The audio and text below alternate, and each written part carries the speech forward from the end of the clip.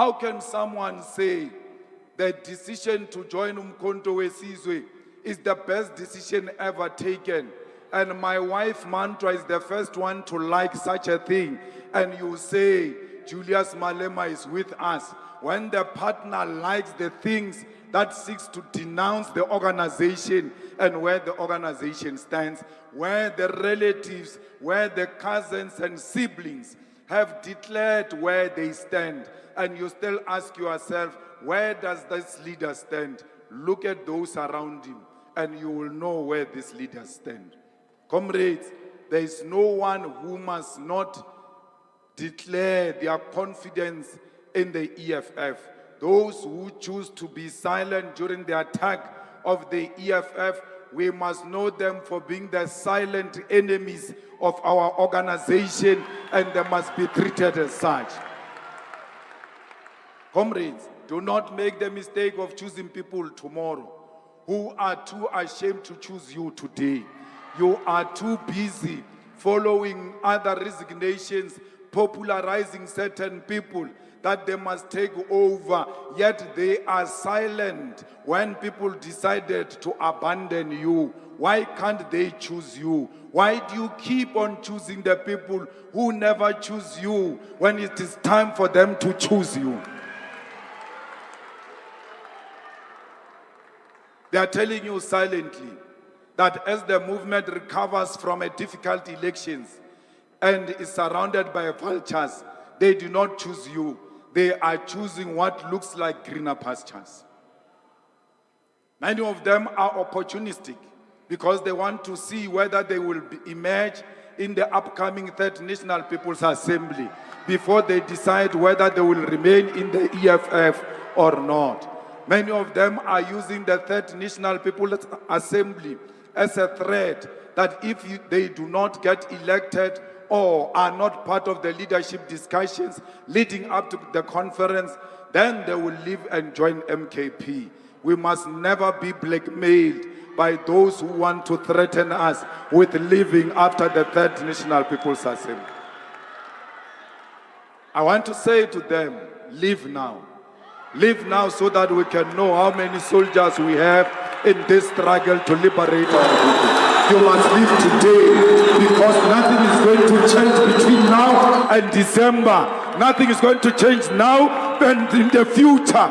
The future looks bright because we determine it today. We are here to make our destiny for how the future looks like tomorrow. Leave now. We have no reason to beg anyone. If you want to leave, leave now and leave us alone. Even if we are alone, we'll always continue to speak truth to power. It's very painful to count the soldiers you don't have. Fellow fighters, none of you should allow anyone to bargain their loyalty for position. Anyone who bargains their loyalty in exchange for a position or deployment is an enemy agent who must be identified and isolated from our movement. Your silence has told us enough about your character. We do not need people who are considering their options in the EFF. We do not need people who are willing to sacrifice principle in exchange for blue lights in the EFF. We only need people who are loyal to this movement and loyal to our people no matter what. Our task now, comrades, is to build this movement and isolate those who think the EFF is a step ladder to positions and personal gain. Comrades, we need to remind ourselves why we joined the EFF. Our organization turned 11 years old on the 26th of July 2024, and we marked this milestone by recommitting ourselves to the ideals and principles that are within our founding manifesto and the organizational documents that guides us. One such a document which was discussed and adopted at the Second National People's Assembly of the EFF in 2019 is the organizational redesign document, which reminds us who we are and how we ought to wage this struggle for liberation. It is this document, along with our founding manifesto, that informs the character and form of our struggle, and the aims within it that makes us the most dependable vehicle for the return of the land and the defeat of racism and imperialism. It is in this document that we seek to build this movement beyond individuals and build an EFF that manifests itself in the following ways: a Marxist-Leninist, Fanonian pan-continental movement with unquestionable ability to lead the whole of society towards economic freedom, comprised of community-based activists, branches and members, affiliated workers' union, civil society organization, research and educational institutions, professional organizations, doctors for economic freedom, lawyers for economic freedom, engineers for economic freedom, teachers for economic freedom. An organization that has built adequate mass, political and ideological power to win elections and provide progressive, decisive, and responsive socialist government at national, provincial, and local government. An organization with maximum capacity to train, develop, guide, and oversee and monitor all its deployees in all spheres of the state. A mass campaigning organization that consistently wins over members to the struggle for economic freedom and is active even in the period when there are no elections. A pan-continental movement with the ability to win elections not only in South Africa but in other parts of the African continent. An organization with elected structures at all levels that have an independent capacity to organize like you did tonight and mobilize society behind the struggle for economic freedom and assist ordinary people with everyday challenges. A fully functional organization with a functioning EFF Women's Command, Youth Command and Student Command, and ultimately a Young Pioneers Movement. An organization with excellent research and policy development capacity to guide all fighters and commissars deployed in all spheres of government. An organization with an institutional political school that produces the best graduates in various fields of study and has internal capacity to send minimum 500 students to the best university across the world every year. An organization with a sound relationship with other fraternal organizations on the African continent and other parts of the world. Organization with sound business interests that generate enough money to fund its own programs without reliance on external funders. An organization that owns all its properties and has a property portfolio which include national conference facilities and accommodation. An organization with full capacity, with a fully functional and efficient media publicity division that publish a weekly newspaper, quarterly journals, books, and has capacity to directly communicate with more than 10 million people all at once through various channels. An organization that has a perfect internal communication mechanism which will ensure that on a weekly basis members and activists of the organization have access to the latest organizational resolutions and programs. Comrades, the Central Command Team is your highest decision-making body, and the Central Command Team should be comprised of commissars who have individual as well as collective capacity to provide leadership to the people of South Africa. The CCT should be composed of members who deeply understand the founding manifesto of the EFF, the Constitution, and all other policies of the organization. The CCT should be composed of members who are able to conduct political education and training to all lower structures of the organization. The CCT should be composed of members who will not complain about the vastness of South Africa and are thus able and willing to travel the length and breadth of South Africa to do the work of the organization. The CCT should be composed of commissars who will not completely depend on the organization for everyday basic organizational necessities such as travel, to their areas of deployment and must have capacity to legitimately and legally fundraise in a manner that will not compromise the organization and themselves as individuals. CCT commissars should command absolute clarity on all issues, actively and consistently seek to improve their levels of knowledge and expertise on diverse range of issues and topics.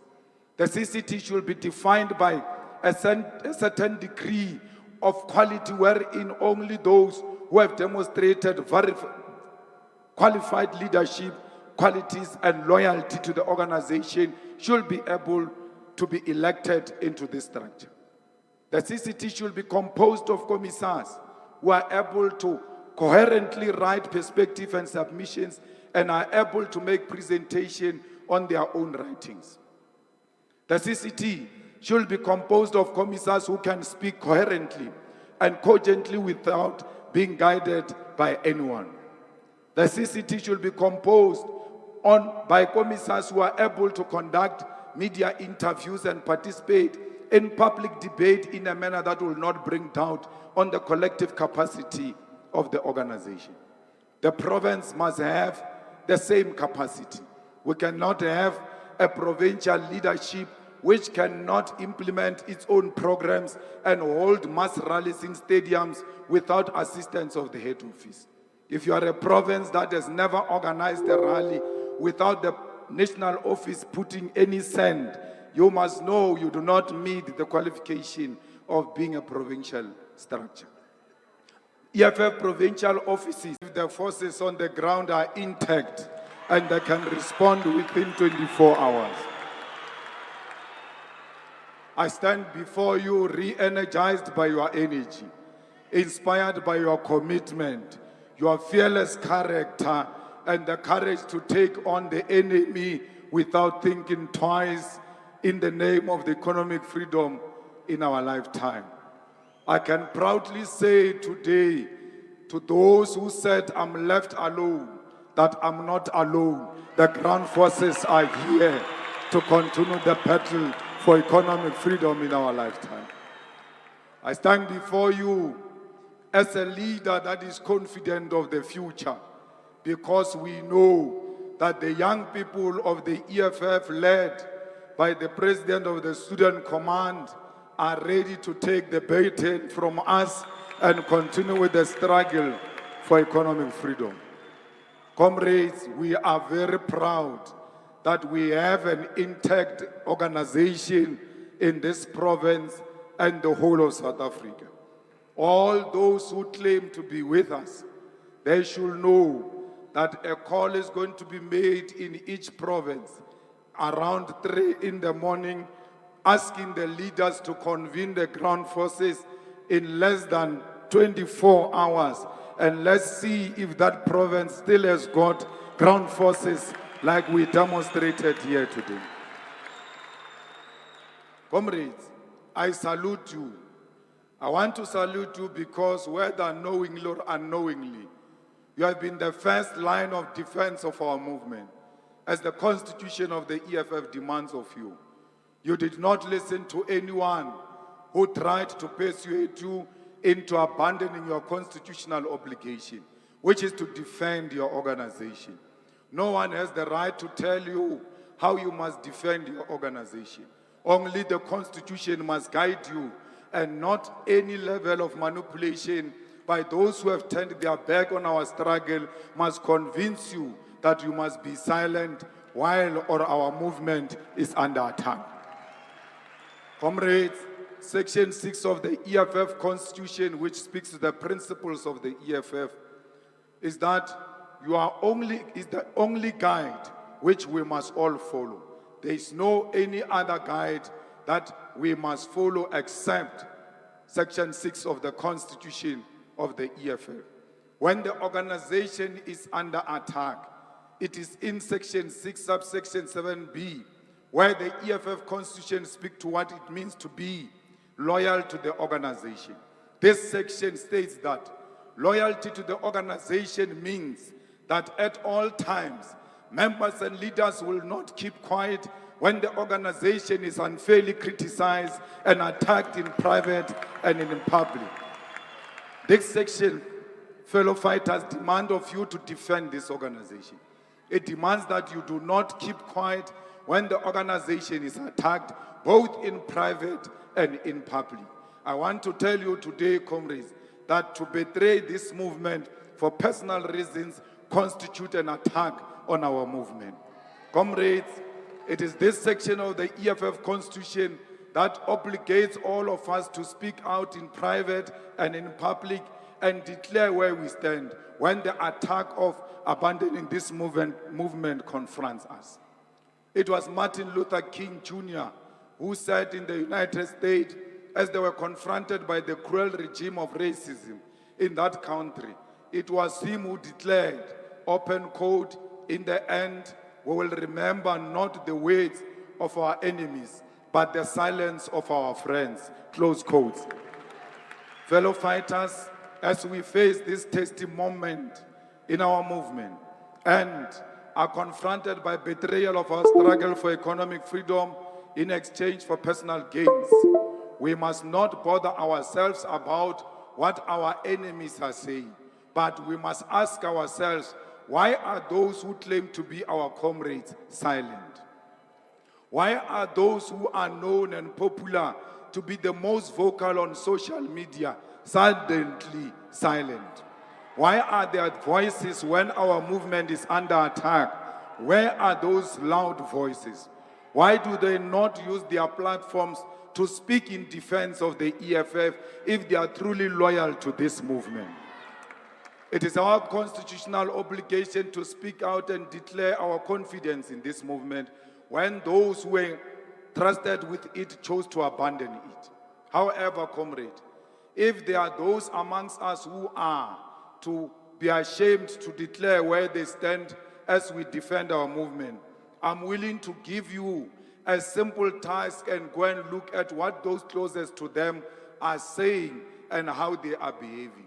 A leader of the EFF who is well known in the EFF, who is very popular in social media, on television, radio, and everywhere else.